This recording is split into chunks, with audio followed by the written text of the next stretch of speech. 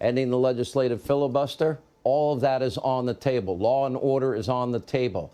What are Democrats going to do? They're not stopping there. They want to expand the U.S. Senate. They're going to have, what, 2 more senators from D.C., 2 more from Puerto Rico. They are something that is happening right now. They're obviously going to change. Even in the next couple of days, they're likely to change. But let's take a look at this one. And this is the presidential preference in Texas right now. This is a New York Times Siena College Research Institute poll. And as you can see, it is close. Is it concerning that at this point, Texas is this close in the polls?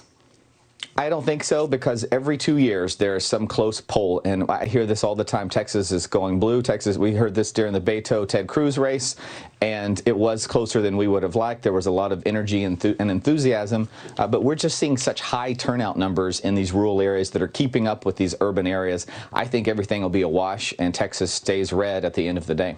Meantime, Congressman, Texas preparing to send in 1,000 troops. D.C. as well, beginning to board up its stores ahead of the election. How worried are you about election violence and unrest? Well, I'm worried about post-election virus, because I believe President Trump's going to win, and the far left and all the crazies that were out looting and destroying businesses are going to come back. And you can look at Democratic majority in perpetuity. And of course, they want to end, some of them, even the Electoral College. That's how extreme they are. Amnesty for 15 million people. Also, free health care. Now we have another generation to vote for Democrats because we give you something of value. They don't care about your liberty. They don't care about your freedom. These radical socialists are about power. Power over all 3 branches of government. Power over major industry. Power to destroy the entire energy sector, business. Power in perpetuity. No checks and balances. Putting the Constitution aside. One-party rule in this country for decades and decades to come. You've all been warned.